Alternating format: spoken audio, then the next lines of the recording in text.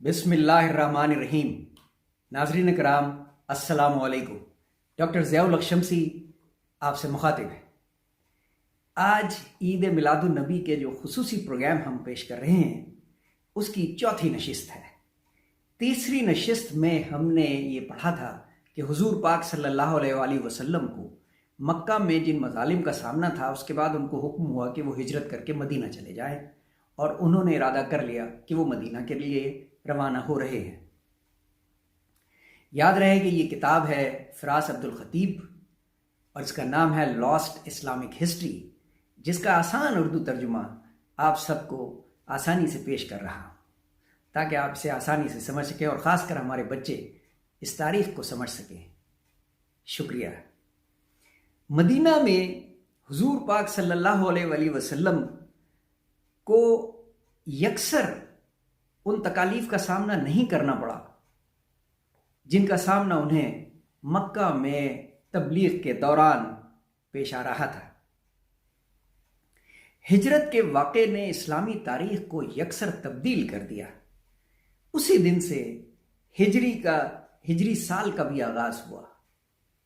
ناظرین کرام، چونکہ ذکر حضور اقدس کا ہے اس لیے سب سے پہلے درود شریف پیش کریں۔ بسم اللہ الرحمن الرحیم۔ اللہم صلی علی محمد وعلی آل محمد کما صلیت علی ابراہیم وعلی آل ابراہیم انک حمید مجید۔ اللہم بارک علی محمد وعلی آل محمد کما بارکت علی ابراہیم وعلی آل ابراہیم انک حمید مجید۔ صدق اللہ العظیم۔ مدینہ میں بھی مسلمانوں کو دشمن کی نظر سے نہیں دیکھا جاتا تھا۔ آپ صلی اللہ علیہ وآلہ وسلم نے مدینہ میں دنیا کی پہلی اسلامی ریاست کی بنیاد رکھی اور خود اس کے پہلے قائد بنے۔ آپ صلی اللہ علیہ وآلہ وسلم کی قیادت میں آئندہ 10 سالوں میں مدینہ کی ریاست نے مثالی کامیابیاں حاصل کی، جس نے پورے عالم اسلام کی سیاست، معیشت اور معاشرے کو یکسر تبدیل کر دیا اور ہمیشہ کے لیے تبدیل کر دیا۔ لیکن یقیناً ایک نئی ریاست میں اپنی کچھ مشکلات بھی ہوتی ہیں، تو جو سب سے زیادہ مشکلات پیش آئیں وہ مہاجرین کے سلسلے میں آئیں، اور خاص کر مہاجرین کے بھی شناخت کے سلسلے میں، کیونکہ عرب قبیلوں میں یہ ایک بہت بڑا ان کا کلچر ہے، ثقافت ہے کہ انہیں اپنی آئیڈینٹی جو ہے وہ قبیلے کے حساب سے رکھنی ہوتی ہے۔ لیکن اللہ کے حضور نے اس مسئلے کو اتنی آسانی سے حل کیا کہ مسلمان ایک نئی قوم ہے اور سب بھائی بھائی ہیں۔ آپ نے اسلامی امہ کا تصور پیش کیا اور مسلمانوں میں اتحاد کی تلقین کی۔ محمد صلی اللہ علیہ وآلہ وسلم کے نئے سیاسی اور معاشرتی نظام کو ایک باقاعدہ دستور کی صورت میں تحریر کیا گیا۔ دستور کے مطابق آپ صلی اللہ علیہ وآلہ وسلم کی قیادت میں مدینہ ایک اسلامک ریاست ہوگی اور اسلامی قوانین کے تحت کام کرے گی۔ آپ صلی اللہ علیہ وآلہ وسلم پہ وحی کا نزول کا جو سلسلہ مکہ میں شروع ہوا تھا مدینہ میں بھی جاری رہا۔ البتہ مدنی صورتیں طویل ہوتی تھیں اور ان میں طریقہ عبادت، لگان کا قانون، جائیداد کا بٹوارا اور غیر مسلمانوں سے رشتے کے بارے میں آگاہی کے لیے ہدایات آتی رہتی تھیں۔ آپ صلی اللہ علیہ وسلم پھر ان آیات کی تشریح کرتے تھے اور ضروری احکامات جاری کرتے تھے۔ آپ صلی اللہ علیہ وآلہ وسلم کی ان ہدایات کو اور ان کہی ہوئی باتوں کو حدیث کہا جاتا ہے، جو قرآن پاک کے بعد سب سے اہم ڈاکومنٹ ہے۔ اب بات کریں گے مارکہ آرائی کی، کیونکہ شروع میں تو مسلمانوں کو اجازت ہی نہیں تھی کہ وہ جنگ کریں، لیکن جب ضروری ہو گیا تو وہی نازل ہوئی سورہ الحج میں۔ 22ویں سورہ ہے، اس کی 39ویں اور 40ویں آیات میں کہا گیا کہ اجازت عطا ہوئی انہیں جن سے کافر لڑتے ہیں، اس بنا پر کہ ان پر ظلم ہوا، اور بے شک اللہ ان کی مدد کرنے پر ضرور قادر ہے۔ وہ جو اپنے گھروں سے ناحق نکالے گئے صرف اتنی بات پر کہ انہوں نے کہا کہ ہمارا رب اللہ ہے۔ صدق اللہ العظیم۔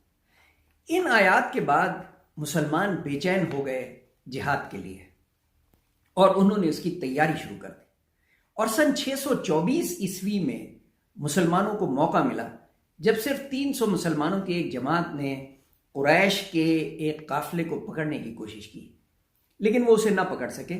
البتہ ان کی مٹ بھیڑ ہو گئی ایک بڑے لشکر سے جو تقریباً 1000 مجاہدین پہ تھا، جو قریش کے تھے۔ میں انہیں مجاہدین غلطی سے کہا گیا، جنگجو جو قریش کے تھے۔ مجاہدین تو صرف 313 ہی تھے، اور بدر کے مقام پہ ان کا ٹاکرا ہوا، اور مسلمانوں کی فوج کی کمانڈ اس وقت تھی آپ کے ماموں حضرت حمزہ رضی اللہ تعالیٰ عنہ کے پاس، جو بڑی بے جگری سے لڑے، اور مسلمانوں نے قریش کو شکست فاش دی اور بہت سارے قریش کو جنگی قیدی بھی بنا لیا۔ یہ ایک بہت ہی یادگار معرکہ تھا، اور اس سے مسلمان ایک مضبوط سیاسی اور فوجی قوت کے طور پہ ابھر کے سامنے آئے۔ لیکن قریش ظاہر اس شکست کو ہضم نہیں کر سکے، اور ایک مزید صرف 1 سال بعد ہی ایک بڑے لشکر کے ساتھ جبل احد کے مقام پہ پہنچ گئے۔ مسلمان اس وقت اتنی تعداد میں نہیں تھے، اور لوگوں نے آپ صلی اللہ علیہ وسلم کو مشورہ دیا کہ ابھی ہم ان کو انگیج نہ کریں، لیکن ظاہر ہے آپ نے کہا کہ نہیں، ہمیں ان کا سامنا کرنا ہے، اور پھر مقابلہ ہوا، اور جنگ احد کا نتیجہ مسلمانوں کے لیے بہت مایوس کن رہا۔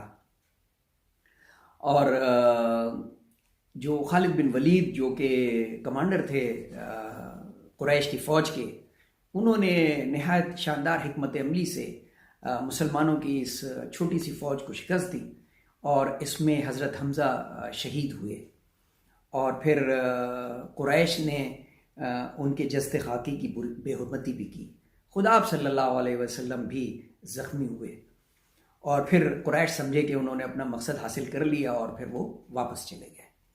لیکن بہرحال نہ اسلام ختم ہوا، اور نہ ہی مسلمانوں کا جو اقتدار تھا مدینہ میں خدا نخواستہ وہ ختم ہوا، اور یہ بڑھتا گیا، ماشاءاللہ بڑھتا گیا۔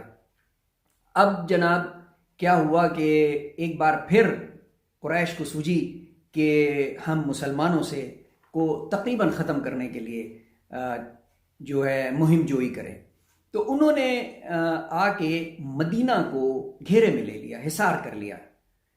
تو اس وقت ایک صحابی، ایرانی مہاجر صحابی سلمان فارسی رضی اللہ تعالیٰ عنہ نے آپ کو مشورہ دیا صلی اللہ علیہ وسلم کو کہ شہر کے ارد گرد خندق کھودی جائے۔ اسی لیے اس جنگ کا نام جنگ خندق رکھا گیا۔ وہ خندق کھودی گئی، اور اس طرح مدینہ کو کوئی نقصان نہیں ہوا، اور قریش اپنا منہ لے کے واپس چلے گئے۔ یہ 3 انتہائی اہم غزوات تھیں جن میں حضور پاک صلی اللہ علیہ وسلم نے بذات خود شرکت کی۔ ناظرین کرام، انشاءاللہ اپنی آئندہ نشست میں فتح مکہ کی بات کریں گے۔ اپنا بہت خیال رکھیے گا۔ اللہ حافظ۔